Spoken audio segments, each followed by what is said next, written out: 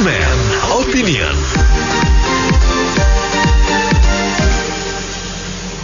Organisasi Kesehatan Dunia WHO merekomendasikan Indonesia belajar dari India yang berhasil menurunkan gelombang tsunami COVID-19 di negaranya hingga 8 kali lipat. Penurunan itu antara lain ditopang oleh cepatnya respon India melakukan testing serta tracing warganya, sehingga bisa segera melakukan tindakan isolasi atau penguncian ekstra ketat di wilayah-wilayah dengan kasus positif tinggi.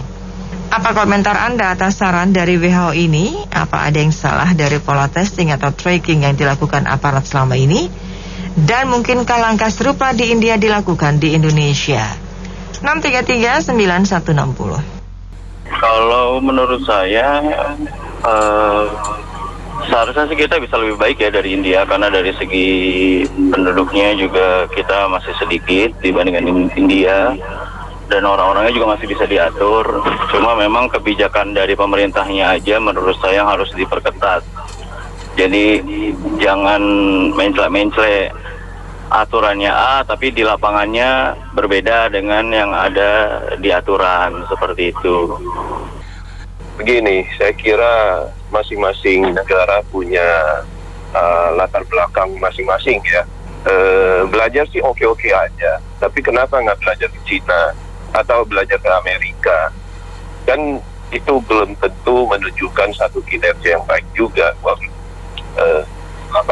Latar belakang budaya dan segala macam ya, tradisional negara masing-masing yang menentukan boleh apa enggak intinya. Jadi belajar sih ya pantau-pantau, tapi mau dikatok ke Indonesia. Ya, pemerintah itu harusnya tuh preventif ya, bukan kuratif. Kalau kita lihat sekarang semuanya itu kuratif. Lihat aja rumah sakit disubsidi semuanya, yang ringan-ringan masuk rumah sakit. Mestinya PCR itu digratiskan dan dikasih uang untuk kalau orang mau vaksin, sehingga orang tuh berlomba-lomba mau vaksin. Semuanya tuh sekarang tuh salah sasaran, uang kebuang begitu aja. Terima kasih. Saya tidak heran lagi ya kalau di India lebih baik dari Indonesia keadaan mencegah penyebaran COVID-19. Karena apa? Karena di India memang tes rapidnya dan juga vaksinnya itu banyak ya per penduduknya. Kalau di kita kan agak kurang, dan kalau kita mengadakan lockdown seperti India karena mereka sukses, itu kalau kita UMR-nya uang bansos buat lockdown itu hanya mungkin seperti BST 300.000 tiap bulan, itu kurang ya. Harusnya kan UMR. Jadi kalau disuruh lockdown misalkan ya penduduknya dikasih bansos senilai UMR, jadi tidak perlu kurang-kurang lagi. Kalau cuma 300.000 rupiah per bulan dari BST itu kurang yang dapat itu.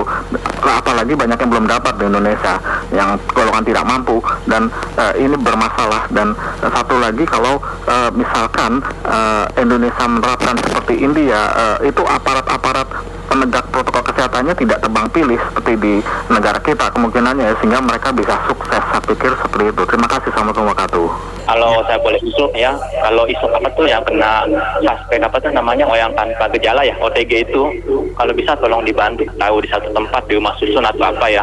Karena kalau untuk yang OTG yang rumahnya gede atau luas sih bagus, dia bisa isolasi sendiri di rumah. Tapi kalau yang hidupnya pas-pasan menengah ke bawah yang rumahnya kecil, nanti bisa nularin sekitarnya. Itu menurut saya lebih baik dimasukin satu rumah susun di mana gitu lokasinya, supaya jadi lebih cepat pulih gitu kesehatannya. Terus vaksinasi juga khususnya bagi yang menengah bawah, khususnya yang miskin banget, itu tolong dipercepat gitu. Bagi saya sebenarnya yang jadi masalah itu adalah untuk kalau kita bicara secara masyarakat, itu yang kelas ke bawahnya loh Pak. Mereka itu mayoritas memang benar-benar mungkin tidak mendapatkan edukasi dari pemerintah mengenai ketatnya itu masker gitu. Kemudian yang kedua, kalau saya lihat mengenai vaksin sendiri, mereka sendiri itu masih belum mempunyai kesadaran untuk vaksin. Kenapa? Karena menurut mereka itu ya, mereka kehidupan sehari-hari aja sudah sulit gitu. Apalagi mereka kepikiran untuk menutup beberapa jam hanya untuk vaksin. Itu sih menurut saya ya. Terkait mas perbedaannya kita sama India, Menurut saya sih dari sisi tracing mungkin bahasanya kecepatan kita berkurang, iya betul. Tapi tidak dipungkiri juga karena memang keterbatasan alat. Satu, kedua kesadaran masyarakat terutama pada intinya tuh yang mengakibatkan kita tuh sama bisa meledak kayak India gitu loh. Seperti Bapak sebelumnya bilang di level menengah ke bawah itu yang pertama ekonomi menengah ke bawah itu yang selalu mereka bilang terutama di jalan aja tuh mereka nggak pakai masker gitu loh. Nah itu yang maksudnya harus ditingkatkan. Kedua, masalah kayak pengetatan wilayah. Selama ini kan cuma hanya himbauan tapi tidak ada namanya penindakan dan punishment dan rewardnya seperti apa gitu loh. Ini yang sering terjadi di kita doang ya. Tenang aja cuma dihimbau doang kok, cuma ditegur doang kok, gitu kan. Tapi punishmentnya nggak ada gitu loh. Cuma omdo doang gitu loh selama ini yang terjadi. Ini yang kelemahan dari di aparat kita, akibatnya meledaklah kita seperti sekarang ini gitu loh. Sebetulnya masalah kita lebih kompleks karena satu, kesadaran masker rendah, penegakan aturannya nyaris tidak ada. Yang kedua adalah vaksinasi. Kita tahu bahwa untuk mempercepat penurunan itu harus vaksinasi. Namun sayangnya vaksinasi kita itu tidak mudah. Coba baca deh, semua itu tertulis itu harus KTP entah Jakarta, KTP entah Tangerang. Padahal di tengah kita ini banyak loh yang KTP-nya itu nggak ada Tangerang, juga nggak Jakarta. Sehingga mereka kesulitan untuk mendapatkan akses vaksin. Tolong vaksin dipermudah. Tidak ada orang yang mau divaksin 3 kali. Terima kasih. Kalau menurut saya, yang dilakukan pemerintah kita itu sudah tepat. Tracing dan trackingnya itu sudah tepat. Yang dilakukan itu harusnya vaksinasi secara cepat. Seperti ada di negara-negara yang lain, Bu. Ada 8 negara yang sudah bebas dari memakai masker karena mereka melakukan vaksinasi secara cepat. Nah, menurut saya itu yang harus dilakukan pemerintah kita. Ya. Pemerintah kita itu bisa mengendalikan kasus kematian yang lebih banyak dibandingkan India. Jadi kita tidak perlu belajar apapun dari India. Jadi saya melihat belajar tuh dari yang terbaik, bukan dari yang terburuk gitu. Aduh, konyol juga WHO. Di India mah corok, mayat dibuang ke Sungai Gangga. Terus rakyatnya juga tidak disiplin, perayaan ibadah mandi bareng di sungai yang sama, akhirnya tinggi, terus kemudian bisa turun, ya wajar. Nilainya tinggi, persentase turunnya paling besar. Terus yang kedua ya Indonesia juga sudah menabur ya, kemarin waktu Lebaran pada mudik, pada nekat nerobos.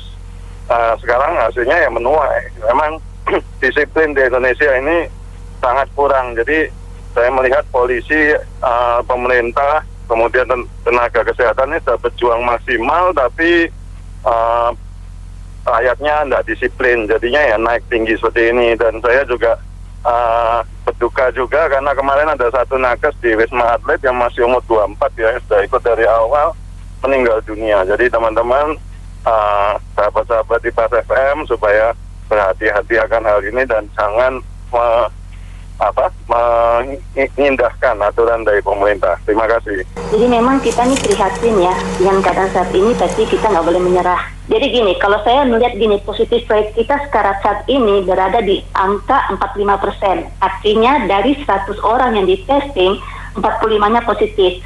Ibarat rambu lalu lintas, ini adalah lampu kuning buat kita saat ini gitu kan. Belum lampu merah, masih lampu kuning ya kan gitu.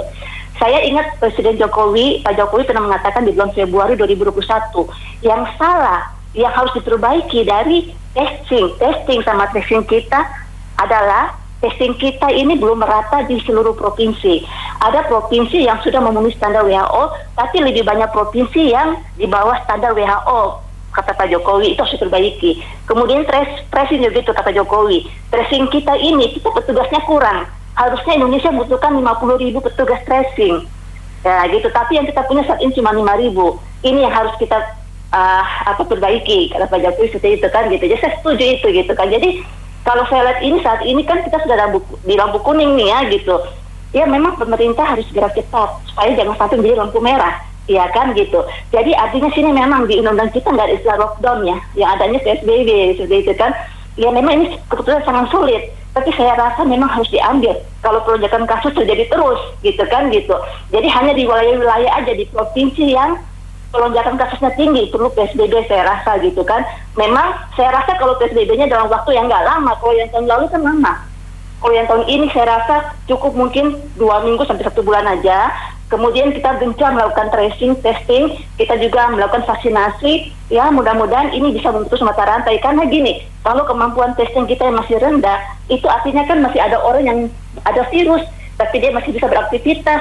Akhirnya ini dia tetap penularan itu tetap terjadi, artinya mata rantainya sulit terputus seperti itu kalau masih ada aktivitas seperti itu kan gitu. Jadi saya rasa juga PSBB-nya kali ini harus diperbaiki, artinya implementasinya, pengawasan, penegakannya harus maksimal, jangan seperti tahun lalu, kita belajar dari tahun lalu seperti itu gitu. Jadi saya rasa ini memang harus pemerintah harus bergerak cepat.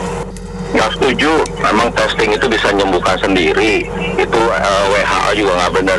India lihat, dia punya vaksinasi terakhir itu kan luar biasa kencang, lebih cepat daripada Amerika. Jadi kalau memang misalnya testing itu bisa menyembuhkan, didiemin aja orang sembuh. Banyaknya testing itu, penyembuhan itu kan, pemulihan itu kan karena pengobatannya. Ya, kalau memang misalnya mau percepat seperti sekarang benar 18 tahun sudah bisa. Kalau bisa yang dari anak-anak juga semua. Pengobatannya kok, bukan testingnya. Nggak benar itu. Makasih. Ya, sebenarnya kita ini tidak belajar dari India. Kita sudah lihat sendiri, disuruh tidak boleh pulang, kita mudik. Iya kan? Akibatnya ini sekarang. Gitu, kita nggak mau belajar gitu loh. Maksudnya belajar yang jeleknya aja gitu loh. Yang bagusnya mereka nggak mau belajar, itu susahnya kita rakyat kita gitu loh. Makanya untuk saat ini corona yang COVID-nya meledak di Indonesia, ya itu kesalahan kita semua, dari government, dari rakyatnya sendiri yang nggak peduli gitu loh. Itu aja, mereka merasa sudah divaksin sudah kebal, ya itulah mereka betul-betul kadang-kadang sorry ya, agak boleh dibilang bodoh lah gitu, nggak belajar dari pengalaman dari India gitu. Oke lah, sekian, terima kasih. Saya mau kasih ini ya, gambaran. Tadi pembicara yang pertama saya setuju ya. Ini emang rakyat kita ini aneh dan bodoh ya. Saya kemarin mengejar seseorang karena dia tidak masuk, dia mengambil kerjaan saya dan dia meng-haul itu. Saya pikir dia kena COVID laporannya, dan orang ini termasuk aparat ya. Sehingga saya kejar dia, saya minta kembalikan pekerjaan saya. Dan saya telepon-telepon, ternyata dia mengangkat. Pada saat dia di rumah, dia ajak saya ketemu di stasiun kereta api. Dan saya ketemu di stasiun kereta api di luar kota Jakarta. Saya ambil bekas saya kembali. Dia bawa anaknya, dia penderita COVID tuh. Dia bawa anaknya ke stasiun kereta api. Dan dia bertemu anak buah saya di situ. Saya nggak berani ketemu dia karena dia kena COVID. Dia dengan leluasa jalan ke stasiun, bawa anak kecil, gandeng anaknya. Bayangkan Bu, ini satu kejadian. Kita nggak tahu ada berapa orang yang seperti dia. Padahal dia bukan orang bodoh, Bu, dia aparat tuh. Nah, kalau semua orang seperti itu, berapa orangnya, karena dia di tempat umum. Ini salah satu gambarannya aja saya mau kasih cerita. Harusnya pemerintah itu bersikap yang lebih keras dan di lockdown aja lah ini ke kota 2 minggu, lihat ke depan. Kalau tidak turun baru carikan solusi. Kalau ternyata seperti itu, semua orang seperti itu, kasihan ke keluarga apa. Makasih. Ya, itu harusnya patut dicontoh ya, yang hal-hal yang positif. Jangan hal-hal yang negatifnya yang diikut-ikutin. Istilahnya kita juga nggak hanya belajar dari India ya, di China juga kan pandemi pertamanya itu juga harusnya belajar dari situ semuanya lah, pemerintah khususnya. Jadi jangan juga pemerintah daerah menyalahkan pusat gitu.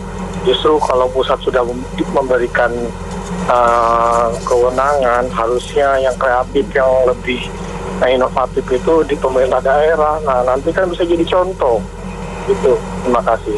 Menurut saya itu PSBB, mikro dan lain-lain itu udah bagus. Kok apa contoh luar negeri? Pemerintah udah pintar, cuma masyarakatnya. Terus jangan pulang kampung. Di jembatan Suramadu juga ribut-ribut. Jadi pulang kampung, hasilnya sekarang kita tuai. Ya, terima kasih. usulan-usulan atau masukan-masukan dari WHO tentang negara India yang bisa meredam penduduknya itu memang bisa menjadi masukan yang baik buat negara Indonesia. Cuma yang jadi masalah kan perbedaan antara penduduk India dengan Indonesia ini kan mungkin banyak yang bertolak belakang. Artinya di sana mungkin bisa diberikan penerangan ya, walaupun situasi keagamaan penuh sehingga terjadi tsunami COVID yang kedua di sana dan bisa diatasi. Tapi kalau di sini kan masalahnya masalah pulang mudik, kemudian berbagai kendala yang menyebabkan klaster keluarga dan kendala-kendala lain. Jadi mungkin ini tingkat kepedulian warga kita nih yang belum peka ataupun memandang enteng terhadap penyakit tersebut, ini mungkin jadi satu masalah besar. Karena kalau sampai di lockdown pun pemerintah tidak akan bisa menyelesaikan masalah dengan biaya yang cukup besar. PSBB diperkecil atau diperketat, ada sebagian yang kurang patuh. Jadi ini himbauan menggunakan protokol kesehatan dengan program 5M, 3M, dan pemerintah sendiri 3T itu saya kira edukasinya udah cukup banyak nih, cuman tingkat kepatuhan yang belum bisa dikatakan optimal. Saya kira demikian. Saya setuju dengan tadi pembicara pertama tadi. Kalau masalah belajar dengan India, itu pemerintah sudah tidak kurang-kurang. Waktu Lebaran diumumin jangan mudik. Itu jangan sampai kayak India. Kenyataannya apa? Rakyat tetap mudik, orang Jakarta mudik sampai 2 juta orang. Satu. Yang kedua, kemarin ada demo besar-besaran. Itu juga sangat melanggar protokol kesehatan. Jadi pada dasarnya masyarakat kita ini kurang patuh, kurang disiplin. Yuk kita sama-sama ikutin pesan Ibu. Terima kasih. Opininya, kalaupun India lakukan tracing, di Indonesia juga sudah dilakukan tracing. Dan kadang kambing hitamnya justru karena mudik dan segala macam. Menurut saya pemerintah harus memfokuskan klaster mana sih yang sebenarnya terbesar, itu yang mungkin harus diperbaiki. Jangan-jangan kita cuma mengkambing hitamkan mudik atau segala macamnya, tapi sebenarnya malah mungkin ada faktor major lainnya yang menjadi tingkat COVID menjadi tinggi begitu cepat. Baik, ya terima kasih banyak karena mitra bisnis yang sudah beropini dalam Businessman Opinion. Saya Nina Amelia.